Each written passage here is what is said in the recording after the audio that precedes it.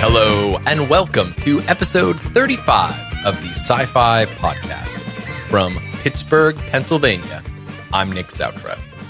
On today's podcast, I am pleased to welcome Dr. Stephen French, Professor of the Philosophy of Science at the University of Leeds in Leeds, England. Stephen's teaching and research interests are in the philosophy of science and the history and philosophy of modern physics.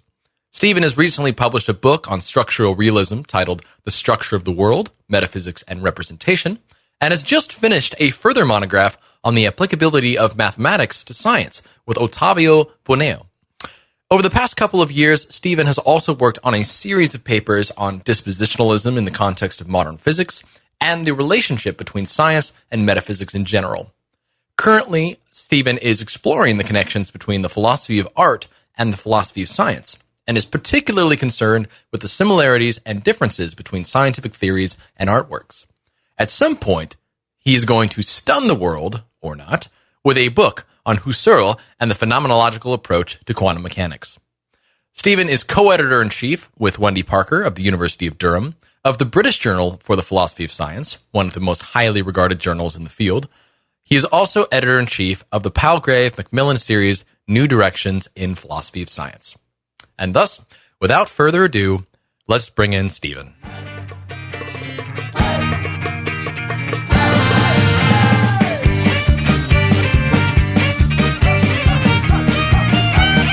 All right, Dr. Stephen French, welcome to the Sci-Fi Podcast. How are you this morning, afternoon?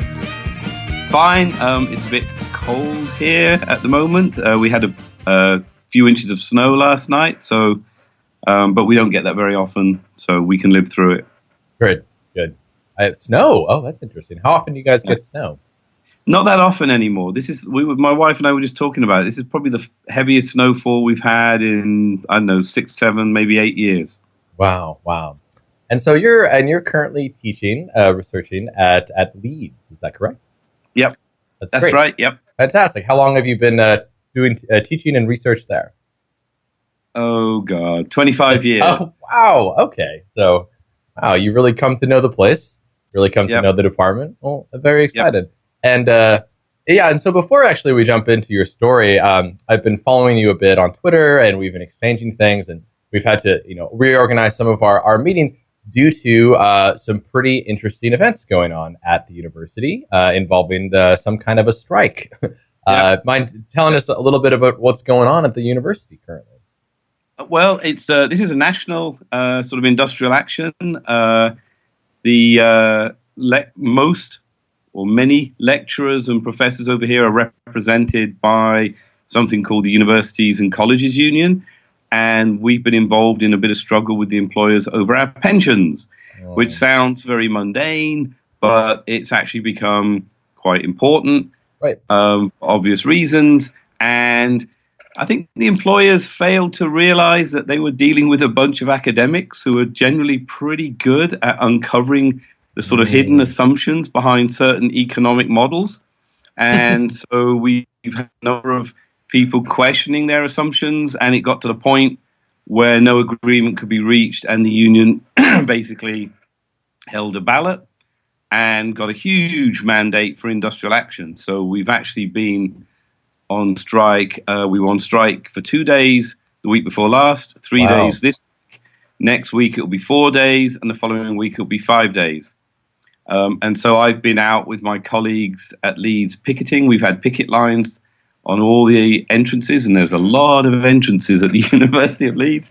And it's been great. It's been collegial. It's been a real sort of collective act, I think. And despite the cold and the blizzard conditions that we had yesterday, I think everybody's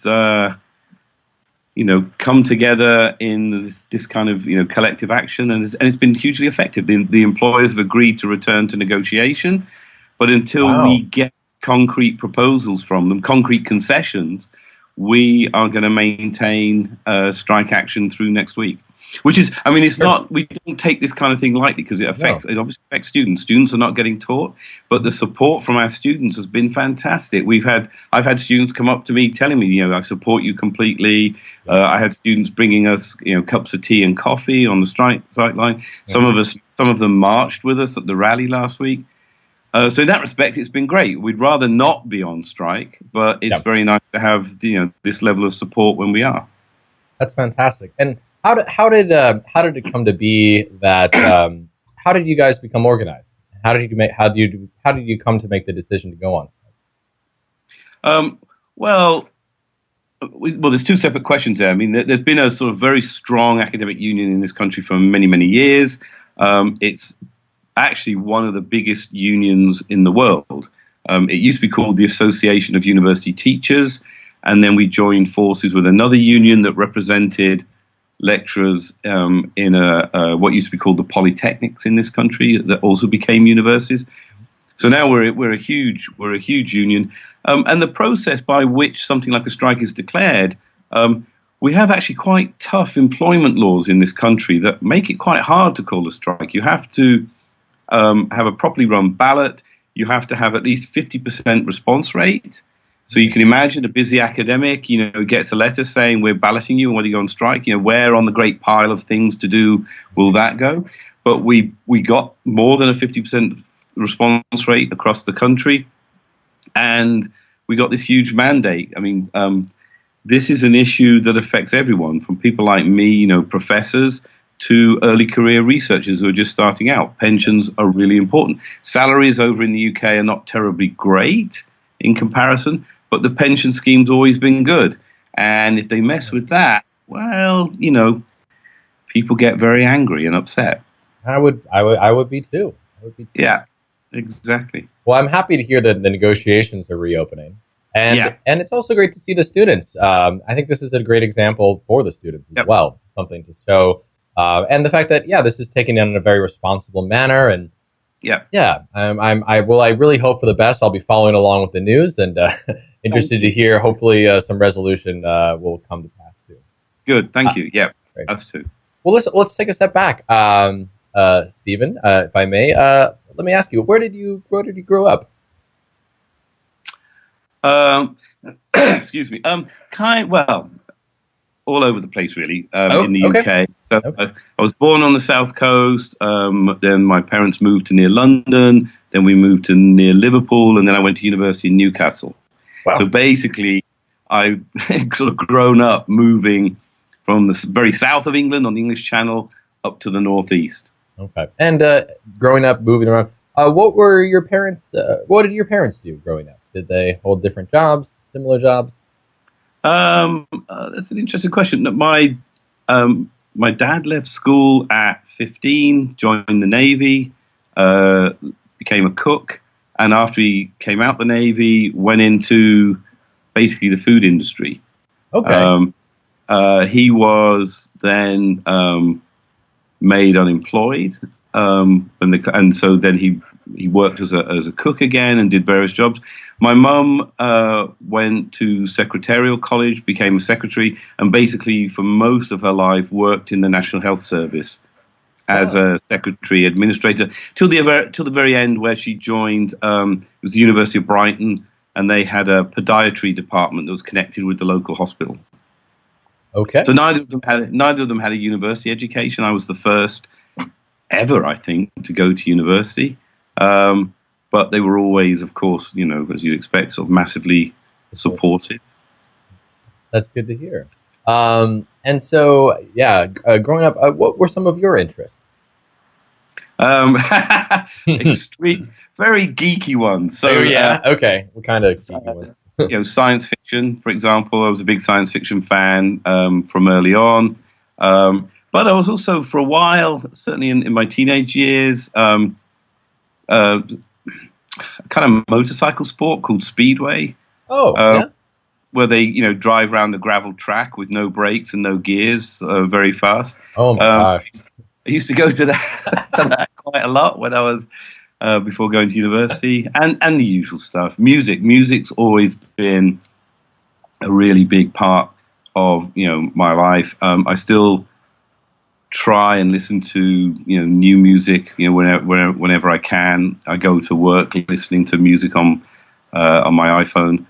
Everything from progressive trance to post rock, Really? metal, reggae, whatever. Yeah. Okay. Was this something that in adolescence that you really can't like? Was music a really big part of your life back then, and kind of carried, Yeah. or? It's the usual thing. My mum and my dad always had the radio on whenever he was cooking and whatever. He always had the radio on. Mhm. So I grew up listening to lots of things. Then when I was an adolescent, it was Jimi Hendrix and then Van Morrison, and it was just one of those things that I always had to have music around. When I work, I'm always listening to music. Like I said, when I walk to the bus to go into university, I'm listening to music. It's the same for my brother. He and I, if we find new bands, he goes to a lot more gigs than I do because he's in London. But we always kind of swap CDs and turn each other on to new bands and new music that we come across. So yeah. Cool. You have anything currently you're listening to now? So I'm listening to a great dub reggae record. Really? Yeah. The guy's name is Scientist. He does these, old guy does these fantastic dubs. He's got a record with Empress Sativa. Okay. She's wonderful. So I've been listening to that. I've been listening to a kind of live progressive trance by Sasha. I think it's his live in London. My memory's pretty bad. But I've been listening to that a lot. Are these mostly UK artists, or are they No, international? all over. So another band I'm listening to is from Sweden. It's a post-rock band called PG Lost. And Okay. yeah, they're a great post-rock band. I listen to sort of quite a lot of stoner rock. There's a band called Woe Fat from Austin in Texas that I love. I'd love to see them if they ever came here. But also, yeah, a lot of UK bands. 65 Days of Static is like one of my favorite bands of all time. Russian Circles, I think one of my favorite bands of all time. I think Russian Circles might be are they from Austin? I don't know. Anyway, I listen to them a lot. Yeah. I just like listening to, lots of new music all the time. So every month every week I'm downloading something. That's fantastic. Okay, I would love to. Maybe after this, I'll have to get a playlist from you. I'm generally interested in some new music. That's great. That's great. Okay, so music. And I was just going to ask with the motor speedway thing. Did you drive motorcycles? Did you? No. Or did you just watch? Was it kind of like a thing of a spectator kind of attendance? We had a local team in those days. Speedway had a big renaissance in this country in the 70s. And we had a local team in the town where I lived, which was a very industrial town called Ellesmere Port. They were like a second league team, a feeder team for for the big leagues. So I used to, my dad and my brother and one of my sisters are all very much into sport and football, and I never was. But this was one thing that he and I, would share together. We'd love Speedway and we'd support the local team. No, I have ridden motorcycles. I'm pretty inept. Come off motorcycles. And I've been told by good friends that I shouldn't ride motorcycles. So I'm happy to, just to watch. Fair enough. All right. So amongst a number of these really fun, interesting hobbies, when did the I suppose philosophy come on the radar? At what point was Not till very late, because originally I was a physics student. Yes. So I discovered physics when I was about, 14 or 15, in high school. And I went to University of Newcastle, to do a physics degree. And it wasn't even theoretical physics. I ended up in a department that was very much applied physics. They had a big research program looking at the origins of the Earth's magnetism. So looking at models of molten iron revolving and how that would generate magnetic fields. The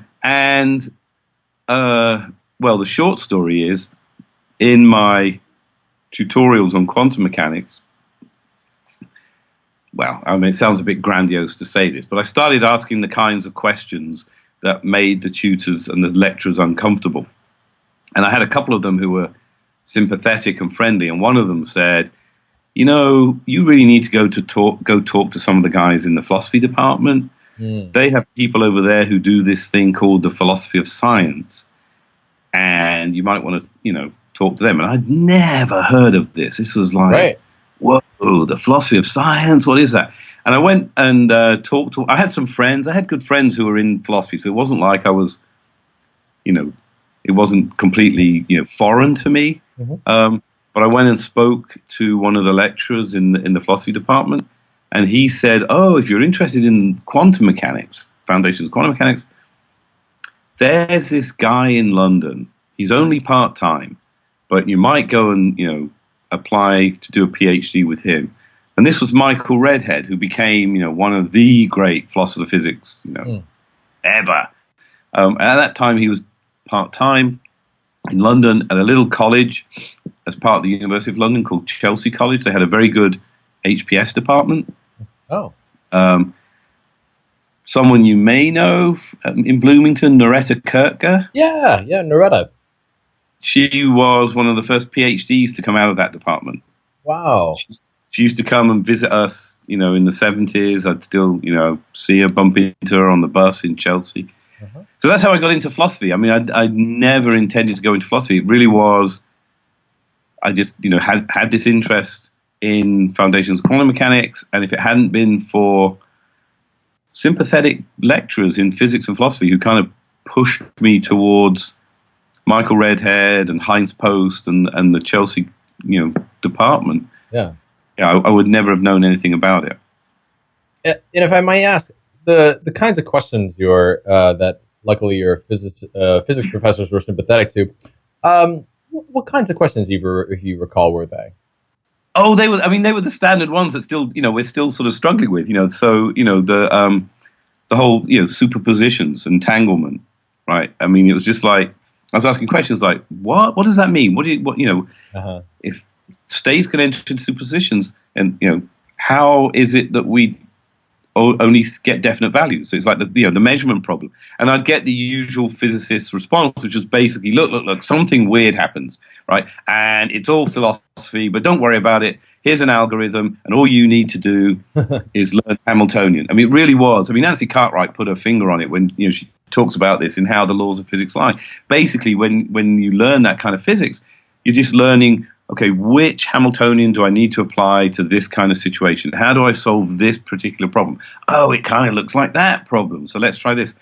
And all the kind of foundational issues, you know, what does this mean? What is this?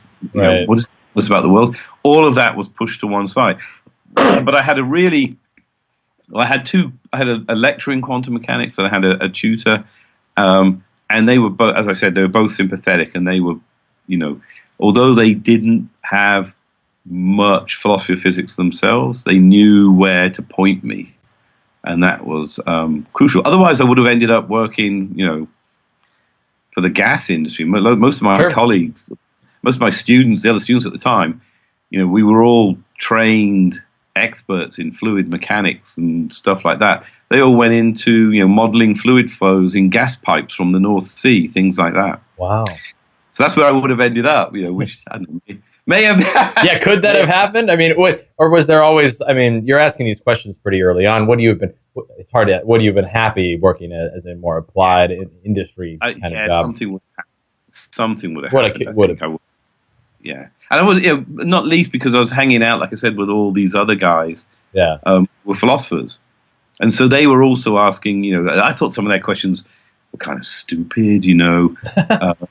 You know, about, you know, consciousness and the mind, and, you know, a typical physicist at them. But you know, just being around them, I think helped me to appreciate that actually the questions are not that stupid, and the questions are quite profound, and there's a reason that you don't have a definite answer that everyone can agree on, because the questions are quite tricky and complex.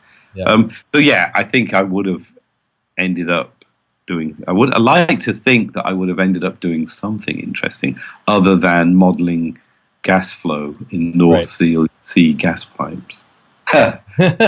Great. Counterfactual personal history. Fantastic. So I see. Oh, okay, so I'm looking actually at some of your publication history, but we'll get to that. It looks like one of your first articles is a co-author with von Frossen, or maybe not. Maybe that was the one first up on Phil papers. Let's get back to your graduate school. Where and how did you go to graduate school?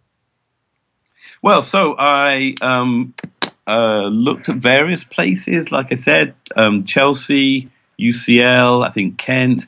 And in the end, I went to Chelsea College, which the HPS department there was founded by this guy, Heinz Post, who was a refugee. He was a refugee in multiple senses. He was literally a Jewish refugee from Germany, well, originally Austria, then Germany in the 30s, came to this UK, was interned as an enemy alien, but ended up working for the atomic bomb program with his dad. His dad was a famous chemist, Paneth, in Canada.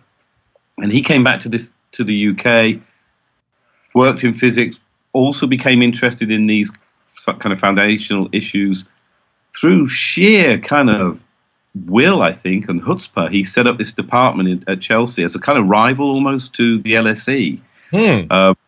And the emphasis was on the physical sciences. They did not take anyone who did not have a degree in either maths or physics. You had to have that background.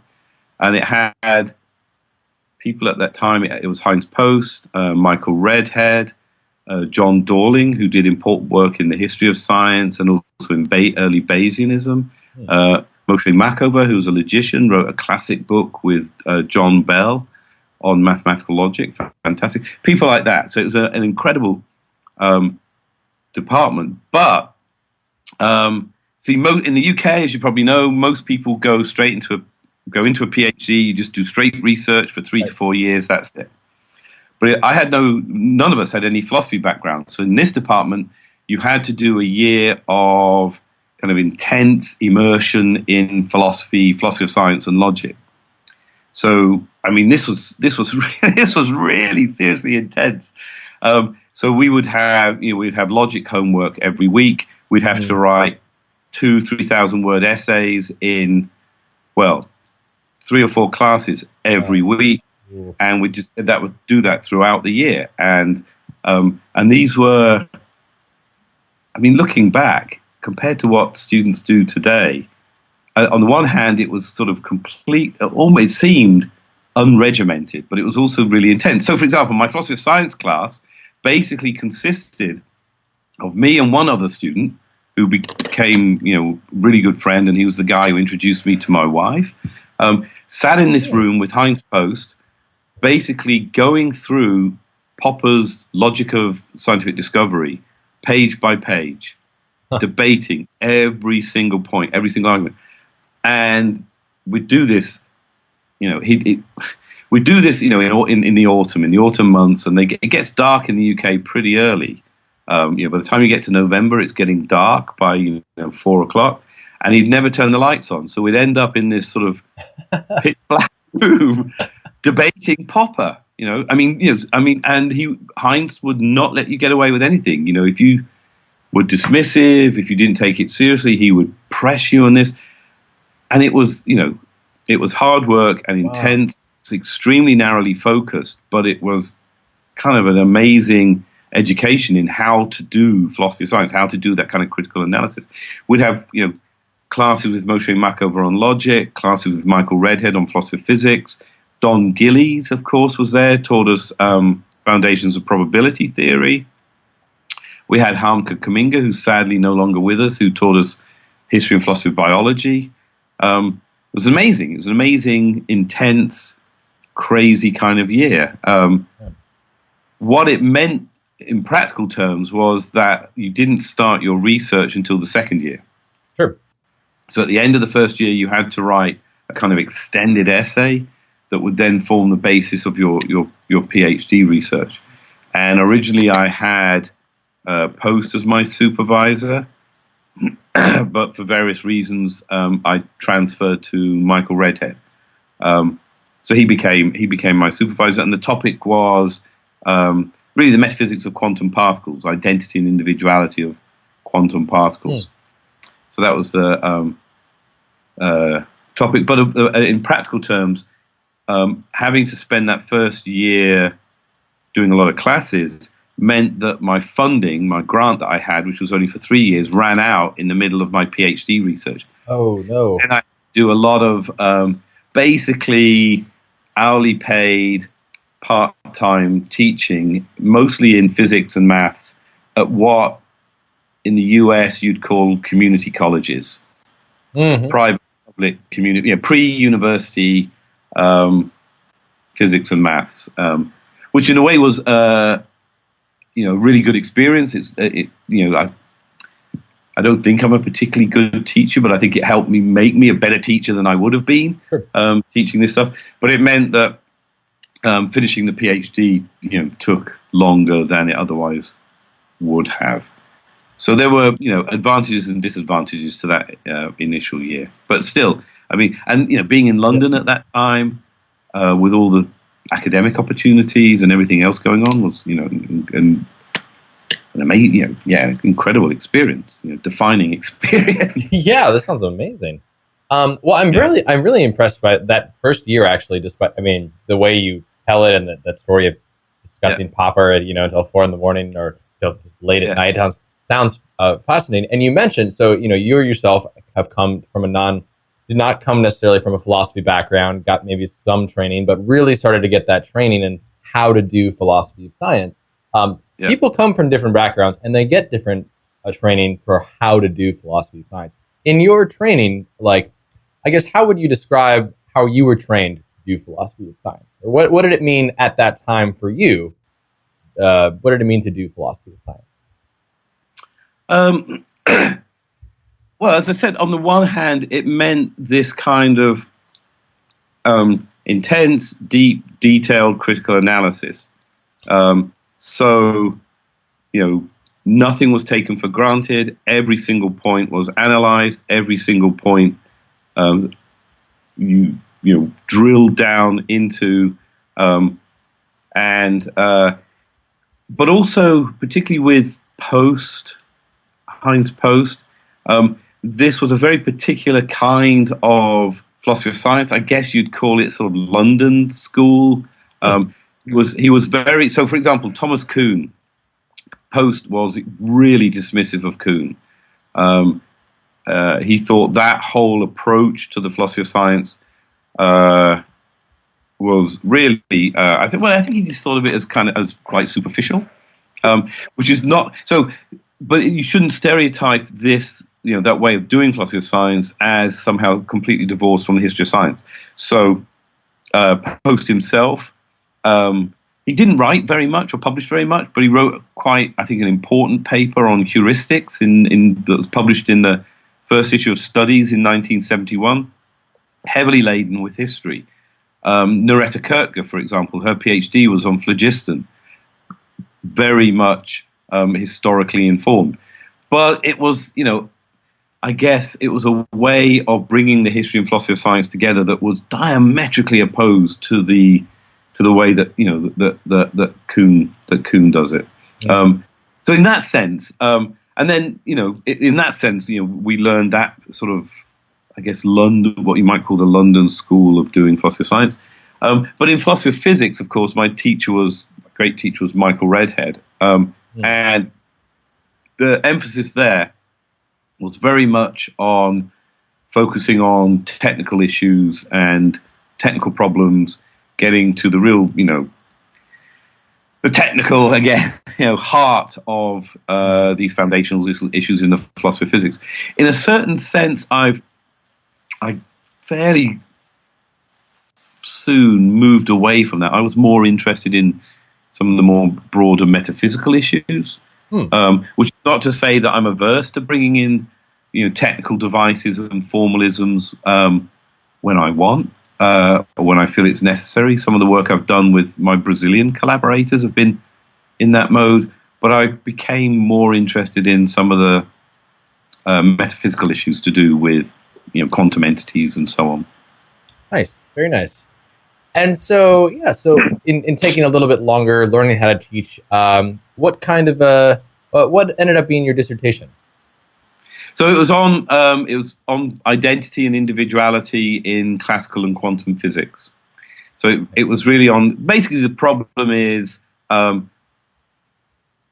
can we treat quantum entities in the same or similar way to the manner in which we treat everyday objects in terms of identity conditions? Do quantum particles have well-defined identity conditions? And at the time, there was kind of a received view, which is, well, no. Some of the great quantum physicists, Born and Heisenberg, mentioned this in some of their papers, that basically quantum particles are not individuals, at least not in the sense that, a coffee cup or persons might be. Right. And Michael Redhead thought this was about too glib, too quick. And so basically under his guidance, I developed this alternative view that, there were ways in which they could be considered individuals. So you have a kind of metaphysical underdetermination. On one view, they're non-individuals. On another view, they are individuals. Bas van Fraassen was saying something similar at the same time. Nick Huggett, I think in Chicago now, was doing something similar around the same time or shortly after. So there was this, a sense of a shift away from the received view. So that's what the PhD, was about. Nice, very nice. Okay, yeah, I can see it's. I'm looking at some of the papers here. This is identity and individuality, and great. Okay. So the sense that fed into one of the books I co-wrote with one of my Brazilian collaborators. So that came later. Yeah, I'm very interested. So after finishing the PhD, successfully finishing that, what came next in your career? Okay, what came next was kind of crazy because, I was writing up the thesis and it was taking forever. My wife had moved over from Texas and I had promised her that it would be done in like 6 months, and years later, I was still working on it. I was teaching part-time. And basically I was thinking quite seriously of going into physics teaching full-time. There was a need for physics teachers there still is in the UK. I'd be more or less offered a full-time job at one of these colleges. And then I got a call from a guy who's now at Oxford, Harvey Brown. And he had been living and working in Brazil for several years. He did his PhD, actually got his PhD the year I started mine at Chelsea. And he called us up one day and said, "Hey, Steve, how do you like a job in Brazil?" And he had just been given this job in Oxford and he was looking for a replacement. And, my first reaction was, "What, are you crazy? Brazil? I'm not going to move to Brazil." Yeah. But my wife, Dina, is, I think, more adventurous that way than I am. And she said, "Well, let's talk about it." So we talked about it with him. Again, the short story is in 1985, we moved to Brazil. Wow. And it was my first permanent job. It was at the State University of Campinas, which is about 100 kilometers from Sao Paulo, kind of in the interior of Brazil a little bit. We went there at a time that was really interesting. The military dictatorship had just stepped down, so Brazil was kind of rediscovering democracy, which they did with, vigor and alacrity. And so we went from, when we arrived, this sort of post-military situation to within a year or two, full-blown, Western-style democracy with, full-on political debates and elections and everything. And that was amazing to watch. The economy was tanking. So very quickly, after we got there, it moved into hyperinflation. So the prices of foodstuffs would change literally, day by day, week on week. Oh, wow. Buying our first car, it was a second-hand car, we had to pay cash. It was like something out of Weimar, Germany. A friend, my wife and I, walked out the bank with wads of banknotes, in every pocket, in shopping bags, in everything, in order to pay for this car, this second-hand car. So the economy was crazy. The economy was just, but the I mean, the job was amazing. It was an entirely graduate department at the time. The graduate students, many of them were sort of refugees from the physics department, which is a very good physics department. They did excellent work in, for example, cosmic ray physics at that previously in Brazil. So these were very bright students. And I could teach pretty much what I wanted. I only had to teach 3 courses a year. And like one course, I did a course based on Clark Gleamore's book, Theory and Evidence. And we basically just, man, it was ideal. We'd sit outside under the flame trees in the Brazilian sun, debating theory and evidence, you know, talking about Gleamore and Quine and Hempel. And it was just, this is how philosophy should be done, right? That's like the idyllic version of like what, yeah. Yeah, it was amazing. So that was my first job. And it was, well, here's what, the other reason Brazil was important for me. There's a very famous Brazilian logician, mathematician, and philosopher, Newton da Costa. Back in the 50s, he discovered, however you want to put it, a form of paraconsistent logic, a logic that tolerates contradictions. And he was also one of the, I think, first logicians and analytic philosophers to return to Brazil from being educated in Europe. And he brought this style of analytic philosophy to Brazil, which was still at the time when I went there in the 80s, was dominated by what we might call continental philosophy. And Newton da Costa certainly was then a force of nature. Just, would publish all the time, interested in everything. And he, together with a couple of other logicians, had tried to formalize pragmatic truth, kind of Peircean notion of pragmatic truth, using Tarski-style set theoretic structures. And they invented this device called a partial structure. And I thought, hey, I could use some of this in philosophy of science, in, say, the model theoretic approach in philosophy of science. So I wrote a quick note on this and sent it to da Costa. Someone had given me a reprint of his paper and I got interested in it. So I wrote a quick response, sent it to him, not really expecting any reply. And I remember this quite vividly. I was in this center, it was called the Centro de Logica, the Center for Logic, I think it's Center for Logic, Philosophy and History of Science. I was talking to an Italian logician, Diego Marconi, and we were just chit-chatting about stuff. And I heard this hubbub outside, this kind of ruckus. And I said to Diego, what's going on? What is that? And he looked at me quite seriously and he said, that, my friend, is the da Costa train. And it is pulling into the station. You now have a choice.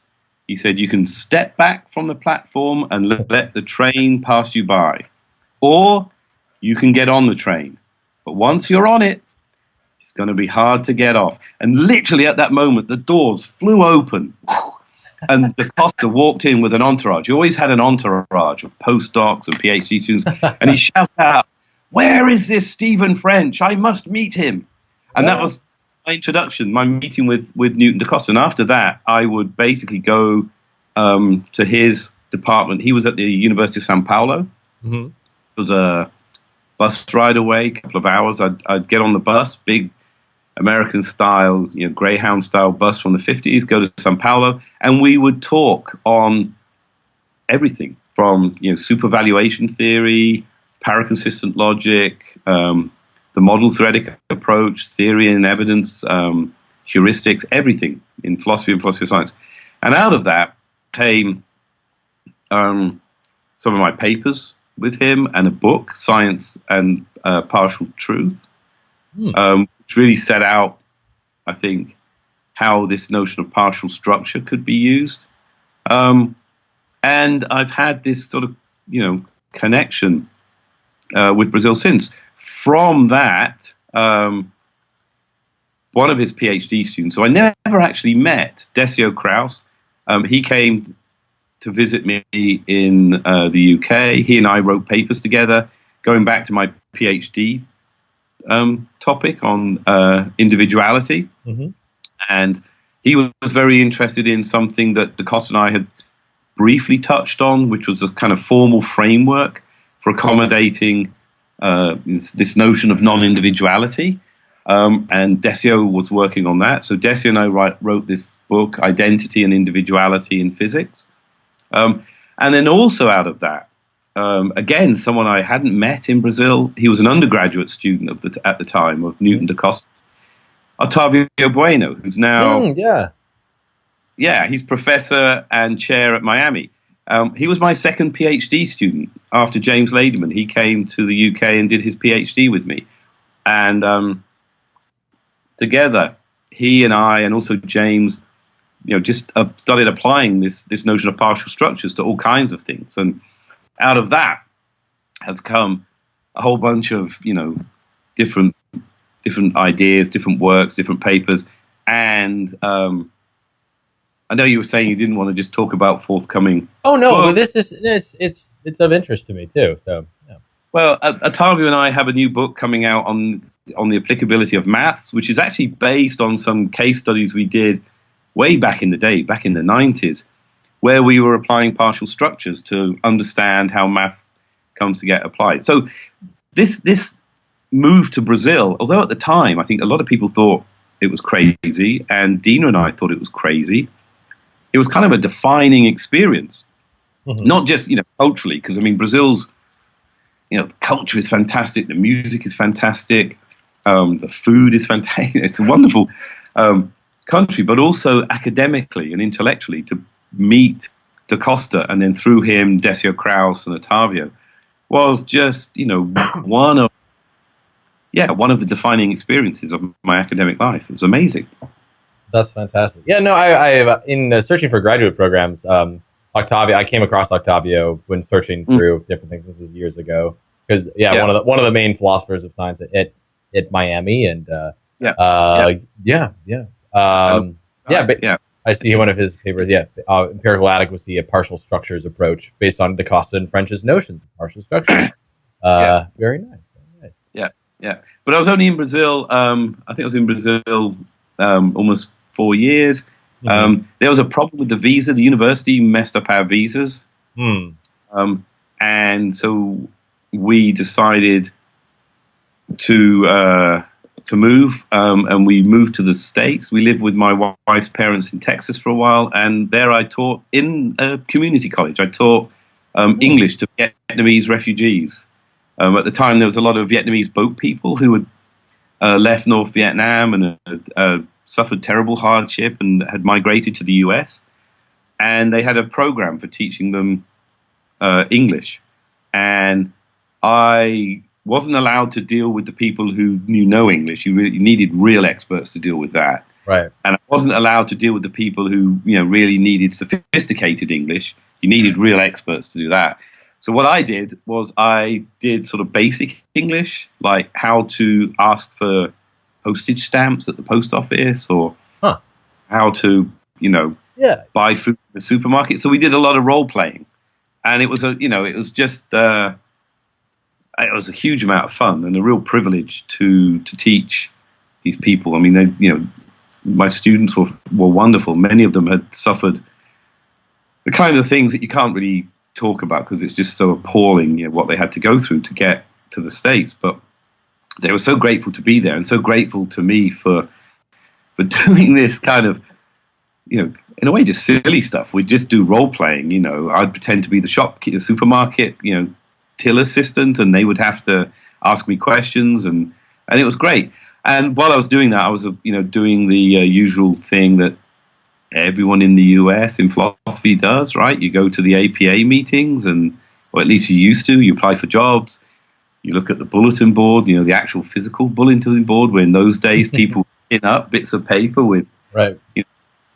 And Hamner Hill at Southeast Missouri State decided to take a chance on me and interviewed me for a teaching job at Southeast Missouri, and I got it.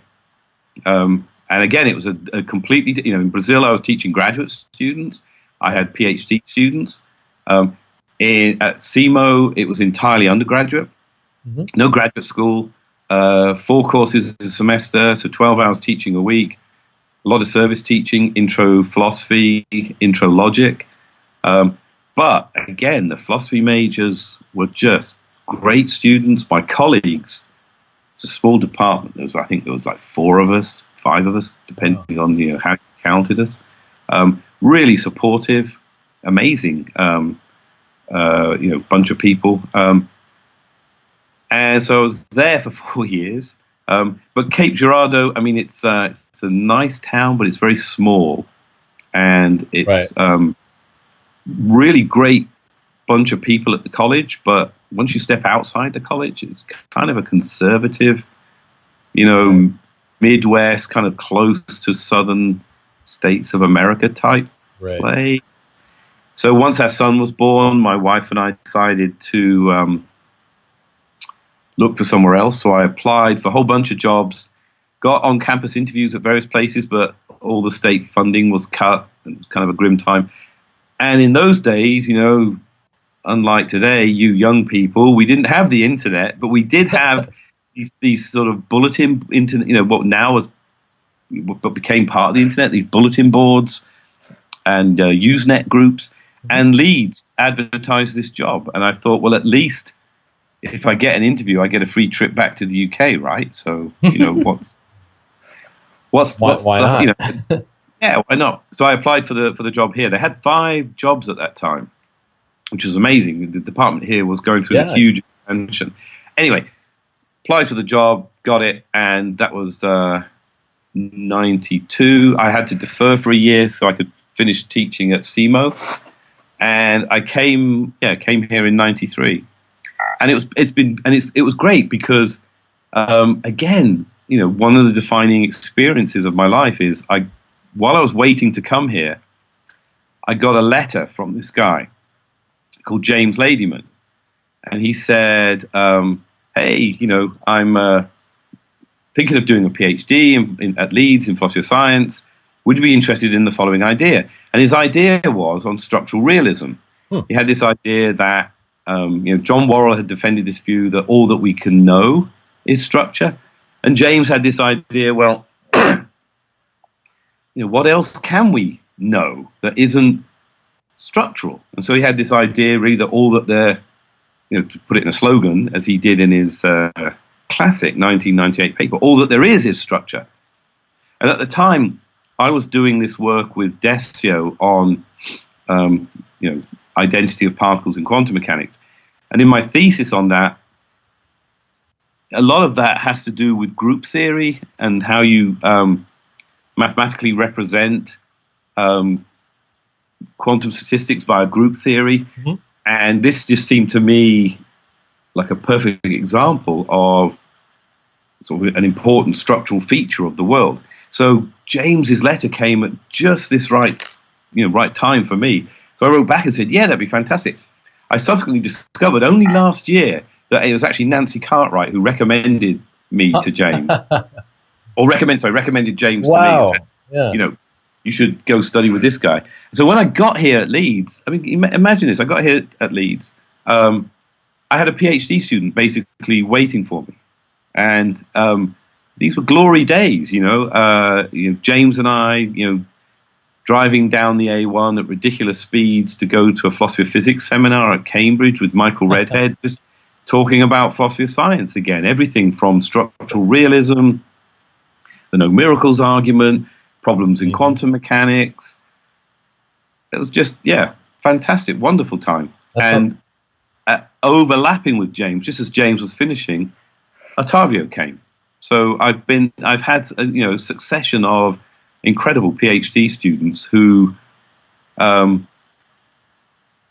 a few of whom, have actually diverged from my philosophical views in all kinds, which is not a bad thing, of course. No, you would hope.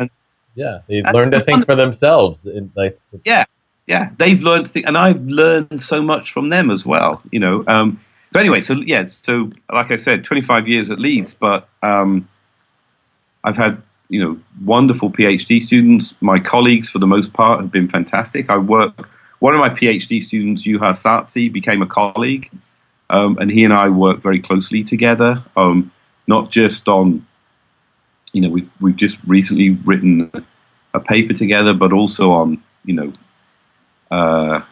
we work quite closely together administratively and supervising PhD students. So in that sense, I couldn't ask for a better kind of situation. It seems like you've really have appreciated and valued the time that you've gotten to work with PhD students. Yeah.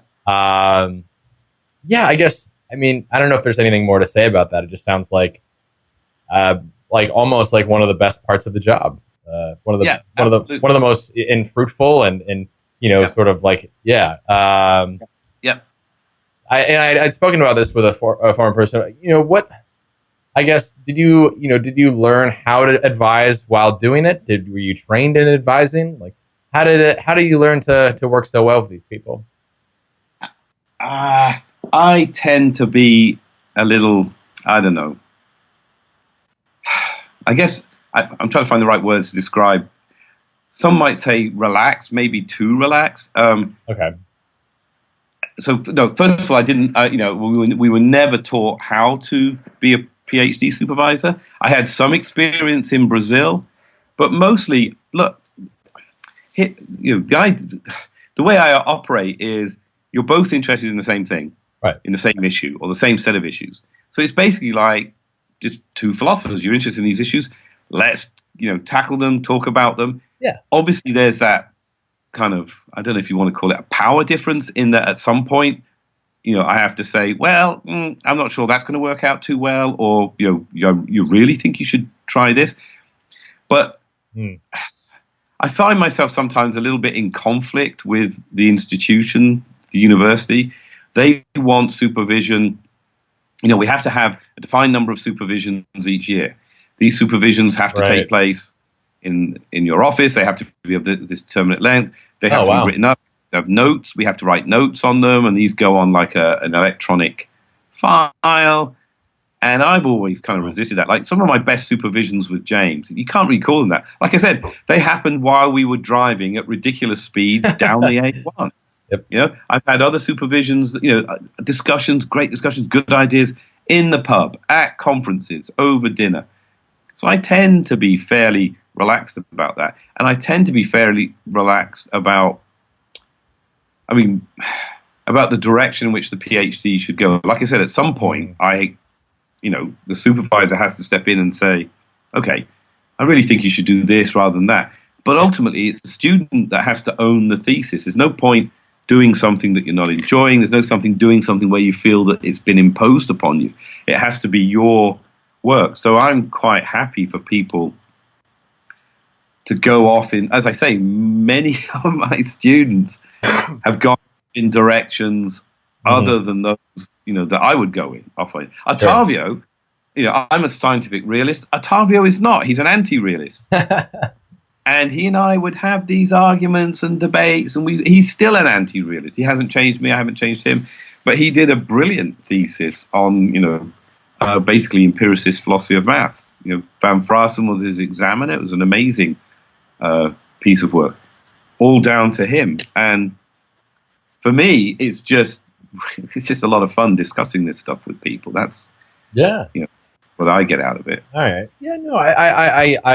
I hear you. I get where I really like, and I get where you're coming from. And it seems like if there's a good connection between interests, mutual interests, it's like, that's the best. That's when you can really, when you're challenging one another. It's kind of like bringing on what you got at your own graduate training with these other individuals, and something comes out of it. A lot comes out of it. Yeah. That's great.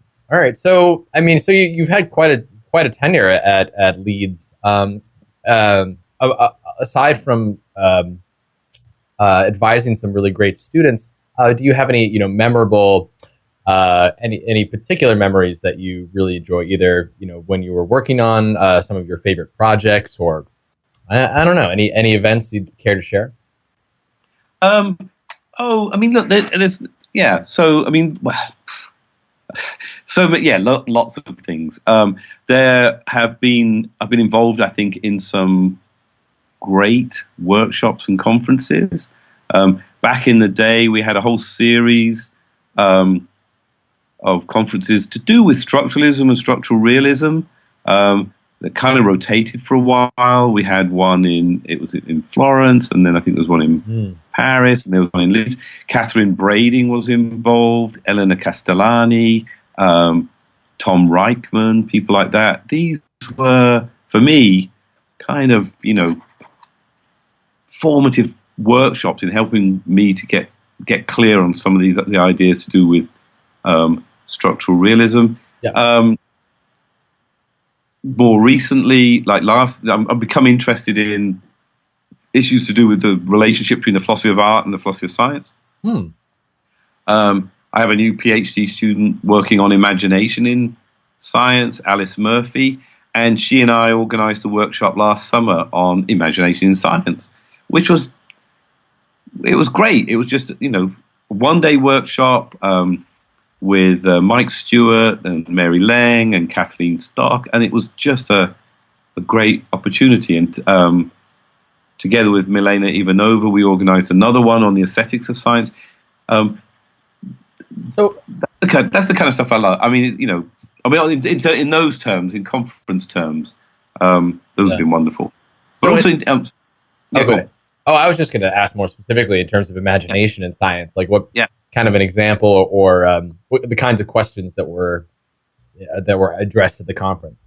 So, one issue. So Mike, for example, at the LSE, he's sort of very interested in the extent of the role of imagination. So with Nancy Nersessian, he's done some interesting work talking to scientists, working with scientists on where they think or imagination comes in. Not surprisingly, perhaps, he found that, or maybe it is surprising, that early career scientists were quite adamant, no, there's really no role for imagination in my work. This is how we do it. Here's the protocol. This is what we follow. And then you go up the scale to the principal investigator, the professor, and it's all like, no, imagination is absolutely crucial, absolutely vital. What Alice is working on in her PhD, which is also part supervised by my colleague Aaron Meskin in aesthetics, is the role of imagination in thought experiments. She's very interested in scientific thought experiments, and there's this kind of debate between John Norton, who says thought experiments are just arguments, get over it, and Jim Brown, who says no, thought experiments give us access to this kind of Platonic realm of abstract entities. And the idea with Alice's work is to see whether the imagination can help us carve out a middle ground, drawing on discussions like Kathleen Stock's on the role of imagination in literature, for example. So this is it's early days, but that's the kind of stuff I'm getting interested in at the moment. That's really fantastic. So is imagination and things that you personally are writing about, or supervising on, or is that, I guess, that does that kind of fall in philosophy? Well, you said the relationship between philosophy of art and philosophy of science. Yeah. So here's the thing I'm working on. I've just finished a draft of a book. Another former PhD student of mine is Pete Vickers, who's at Durham, and he mostly works in realism. But several years ago, he and I wrote a paper that came out in the BJPS with the title "There are no such things as theories," and the idea was to try and get people away from this idea of thinking of scientific theories as either Popperian third world entities or as abstract entities in some sense. He went on to write a really good book on inconsistency in science, basically arguing if you stop thinking of theories as things, a lot of supposedly the problems with so-called or supposed inconsistent theories like Bohr's theory of the atom just evaporate. And I want to move on a bit further from that and think a bit harder about what we take theories to be. And one way of doing that is to compare them to artworks. So theories like paintings are theories like works of literature, are theories like pieces of music. And so in the book, I run through various comparisons. In the end, I argue for a kind of radical eliminativism that really there are no theories. What there are certain claims that are made, and these claims are made true by various features of scientific practice. But we should not reify this notion of theory. And actually, it frees us up in all sorts of ways. And I'm not alone in kind of thinking along these lines. If you look at Mark Wilson's work on, say, classical mechanics, he's written on this, on how, you know, classical mechanics is not monolithic. Classical mechanics is basically this kind of bolted together assemblage of models and what he calls facades, and lifts and various things. So I'm sort of drawing on that to argue, need to get away from thinking about theories as things. Yeah. I've only written the first draft, so we'll see where it goes. But that's my next project. So if eventually we're by a strong elitism, meaning getting away from talking about theories. So in what most in what, let's say, like, let's go to our more, like, the strongest held, or like the most, let's say, the safest view of like a theory. What would that be? Would you say? How would you describe it then? How do you mean the safest view of the theory? Maybe not the safest view, but like in the sense that let's say in biology, where we talk more so about models and we don't discuss theories, but then we might, right, in classical mechanics, we might start to maintain a view, or at least maintain a comfort in discussing theories, for example. So safest is perhaps the wrong way to speak about it, but so how would you describe what it is that folks are doing, and what kinds of Okay. So what folks are doing, bluntly, is just, it's obvious, really, in a way. They're just engaging in certain kinds of practice. Some of that practice involves scribbling stuff down on whiteboards. Some of it involves, giving presentations using PowerPoint. To say like that the art, to say that what those things are about, or what those things are presenting, is a theory, as something distinct from those practices, as some kind of abstract entity, or as Popper thought, something that exists in what he called this world 3, right? And Popper placed in world 3. So world 1 is the world of material objects. Have I got this right? World 2 is the world of mental entities. And world 3 is the world of things like Beethoven's Fifth, Hamlet, and Einstein's theory of relativity, right? So he kind of reified. So now, and not many people, I think, believe that these days, but in the discussion about models, for example, Ron Geary thinks that, models are abstract entities. I think we need to get away from that.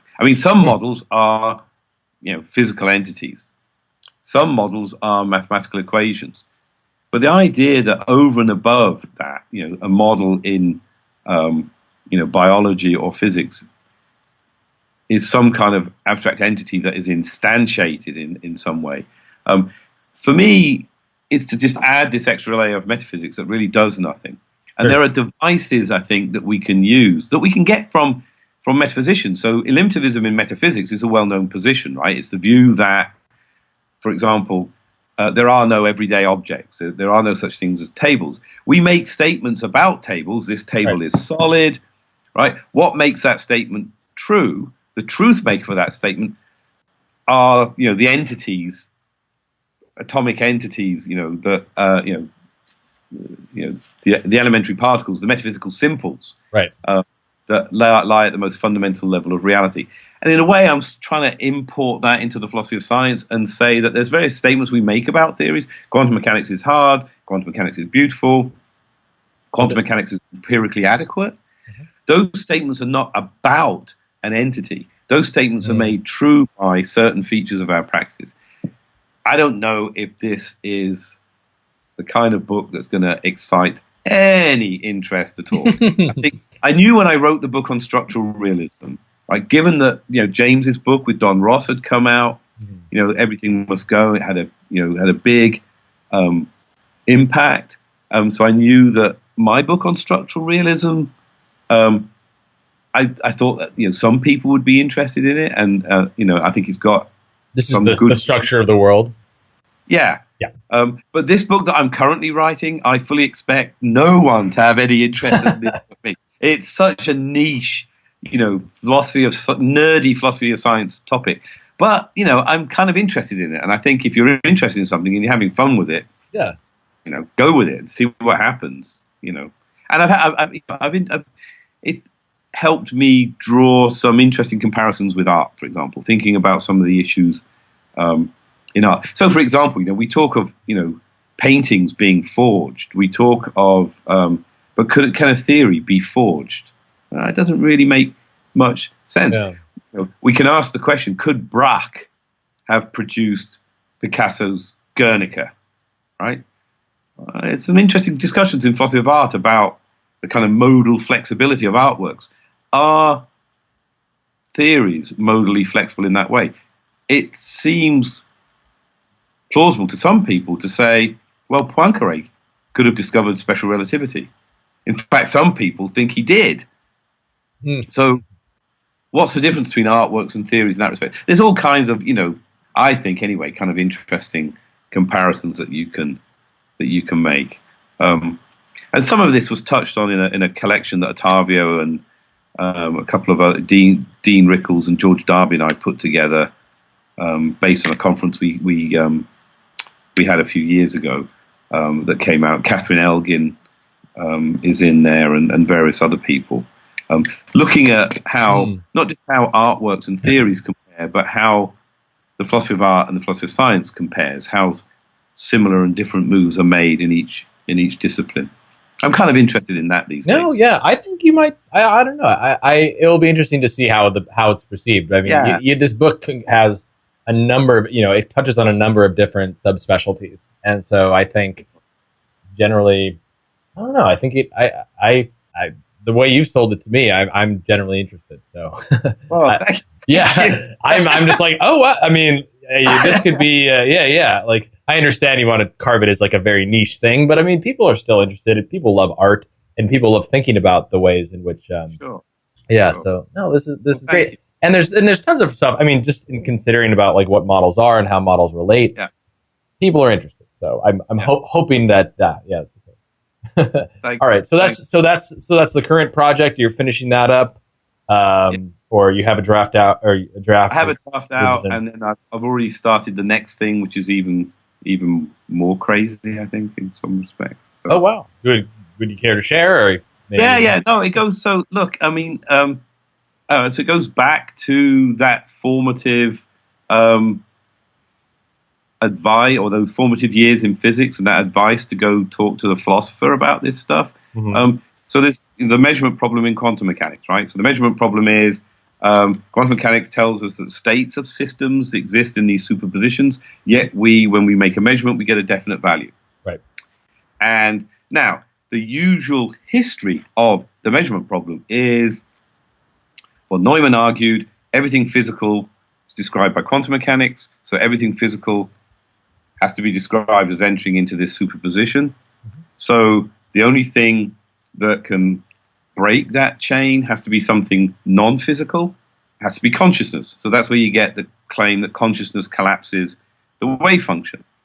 And that held sway for many, many years until the early 60s, when Putnam and Shimoni kind of gave it the thrashing it so richly deserved, and that was the end of that particular view. And then you got the Everettian many worlds view and the Bohmian view and so on.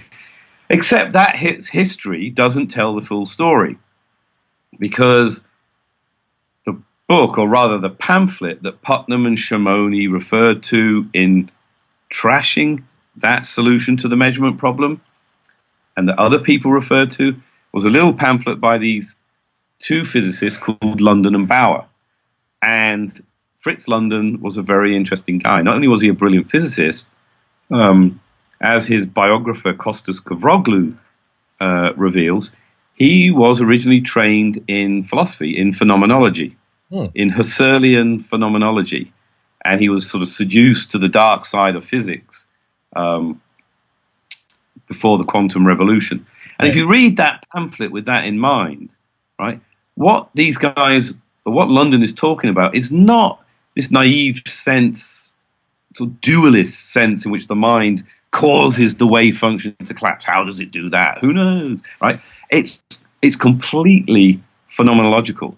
There's no real separation between the system and the mind. What you get is a kind of the emergence of a relationship at one end of which you have what he calls the object pole, and the other end you have what he calls the subject pole. This kind of phenomenological approach to quantum mechanics has just been lost. It's just been ignored in standard accounts, right? Even though it was hugely influential. So I wrote a short paper on this like many years ago. So part of my project is to kind of expand on that. It's part of this kind of recovery of this lost history. And people like Tom Reichman have been doing this stuff for years, pointing out how Einstein and Weil and others were influenced by Husserl and so on. But then the next part of the project is, okay, fine. There was this guy back in the day who had this idea. Does it make any sense?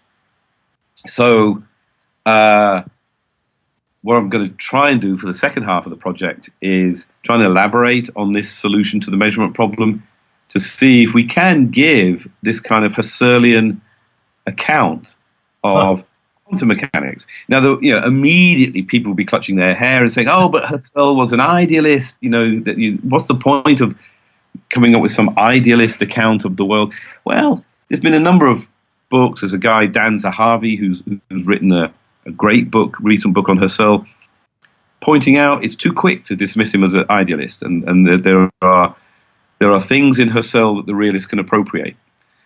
So that's what I want to do. I want to try and appropriate them and see, how far I can take this, whether I can construct a kind of interesting solution to the measurement problem that's different from the Everettian, different from Bohm, that does have a place for consciousness, that doesn't reduce it to some kind of idealism. And there are people, this kind of view that puts consciousness back into the picture. I'm starting to see papers on this coming up again, so it's not as if I'm completely out there. But reading Husserl, in some respects, it's amazing. In some respects, he writes like the early Husserl logical investigations. He writes stuff. It's like, of course, it meshes with everything, that we do in analytic philosophy. And then you read some of the later stuff, Ideas or the Crisis of the Sciences, and you're just like, whoa! You're like in the early years of the separation between analytic and continental philosophy, and it's kind of like you have to sort of retrain your mind, to kind of get into this stuff. Yeah. Anyway, so that's what I'm currently, doing at the moment. Well, I'm equally excited to see this work, see how it pans out. Thank you. It sounds like something to go to the consciousness conference or something with, or who knows? We'll see what happens. Yeah. Well, let's conclude with the last question I typically ask the guests. It's been a pleasure chatting with you, by the way. Which I'm generally curious to consider what you take to be one of the greatest challenges facing philosophy of science today. Oh, I don't know. That's such a big question. Do you mean as a discipline or within the discipline? Because I think. You can choose to answer.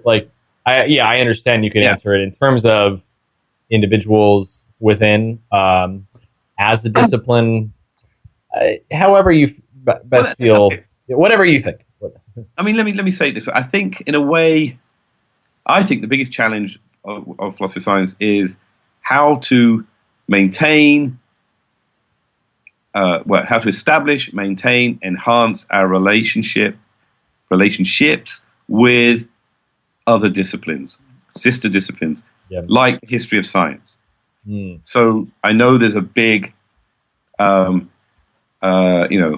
history and philosophy of science movement, both worldwide and within the UK.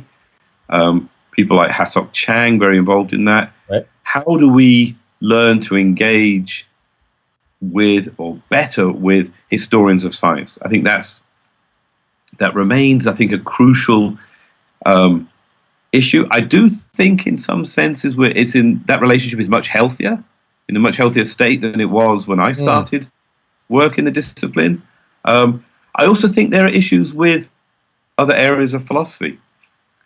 I think there is a tension, or there has been a tension, with metaphysics, for example. I think one of the, well, I will call it a virtue of Ladyman and Ross's Everything Must Go, is that the first chapter really brought that tension onto center stage, with the claim that metaphysics has kind of diverged dramatically from modern physics. It's not paying attention to modern physics. Again, just to sort of blow the trumpet, Kerry Mackenzie, another former PhD student of mine, currently at San Diego, she and I have tried to work, publish some papers on proposing what we think is a healthy relationship between metaphysics and philosophy of science. Other people, Alyssa Ney, for example, are also working in this area. There's now conferences on the metaphysics of science. So again, I think in a way that relationship is much healthier than it was, say, 10, 15 years ago. But still, there's a lot of work to be done in improving relations between metaphysicians and philosophy of science, between the two disciplines. Likewise in epistemology, although, of course, Bayesianism, we draw a lot on the Bayesian approach, but there's still, I think, a number of opportunities for epistemologists to engage more with philosophers of science, for philosophers of science to learn more from epistemology. So, in that broad sense, I think the challenge for philosophy of science is to, as I said, enhance its relationships with other fields in philosophy to the benefit of the discipline. Because I think there's a danger that sometimes it's almost like a department has to have a philosopher of science. It's like, we'll tick the box. We got ourselves a philosopher of science. That's it. And if you're not careful, you just become pigeonholed. You become kind of someone who's seen as having these niche interests. And I think it's really important for philosophy of science to be seen as we're just part of mainstream philosophy.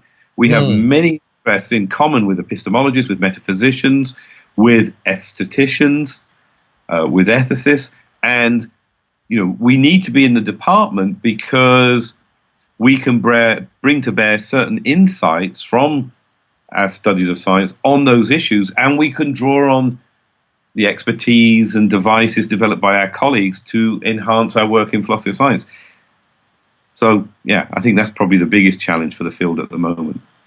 I'm interested to see how that. I think, I share your sympathies, and I'm hopeful that it will go. I mean, this is I know it's especially the relationship with the history of science has been, a tense relationship over the years, and even today, a relation with mainstream philosophy. And I think we see these calls in terms of, let's say, the APA and other folks, trying to get more philosophers of science involved in some of the general meetings. So hopefully, I think we'll start to see, at least, if not it being considered a part of mainstream philosophy, just a stronger connection, folks working together. Or at least, exactly. We can hope. Well, Stephen, it's been a real pleasure getting to know you and getting to chat with you. I've loved hearing your stories and your origin story, as well as some of the really fascinating works that you've accomplished, as well as the new works that are coming out. So thank you. I'll be looking forward to those. I wish you the best of luck with the current university situation going on with the strike and whatnot, and thank you very that we began talking about at the beginning. So I hope that goes well. But otherwise, it's been a pleasure. I should say, is there anything else you want to mention or say? Something we didn't get to, or anything you want to plug or anything? No, I think we covered. I think we covered everything. I think I've plugged all that. Okay, good. Thank you very much for this opportunity. I've really enjoyed talking with you. It's been a great pleasure. Thank you. All right. Have a great day, Stephen. I'll talk to you soon. You too. Take care. Bye bye.